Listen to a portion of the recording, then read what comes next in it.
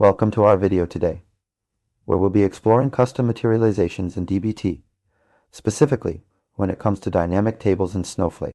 If you're working with large datasets and multiple stakeholders, you know how important it is to have a seamless data workflow.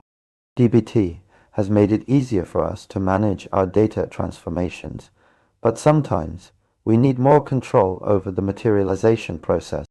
That's where custom materializations come in. In this video, we'll be discussing whether there are any custom materializations available for dbt to materialize dynamic tables in Snowflake.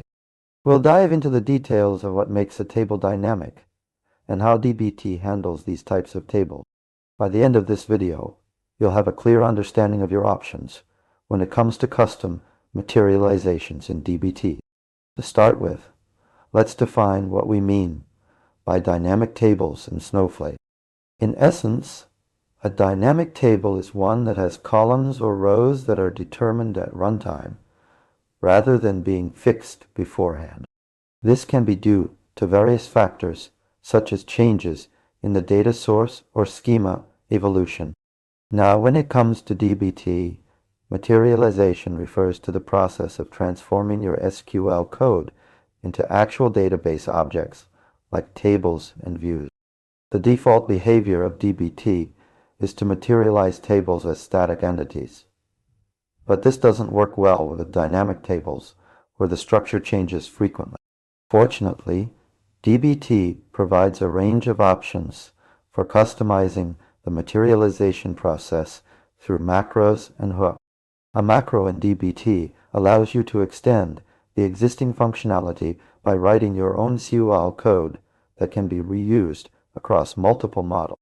Hooks, on the other hand, enable you to execute custom logic at specific points during the dbt run cycle. To address our question of whether there are any custom materializations available for dynamic tables in Snowflake, the answer is yes.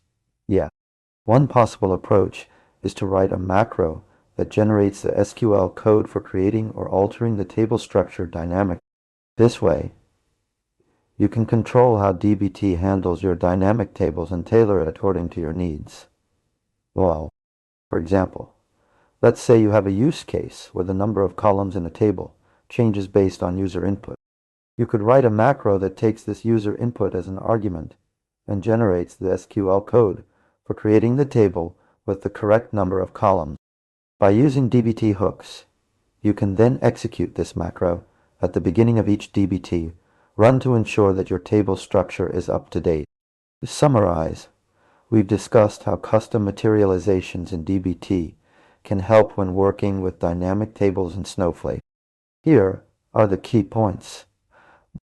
Dynamic tables have structures that change frequently. Default dbt behavior doesn't work well with dynamic tables.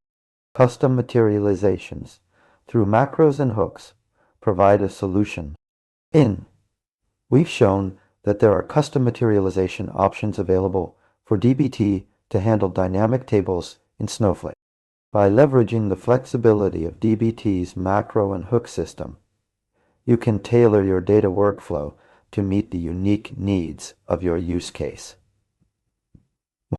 If you have any questions or want to share how you're using custom materializations with dbt, please leave a comment below. Don't forget to like this video if it was helpful and subscribe for more content on optimizing your data transformations.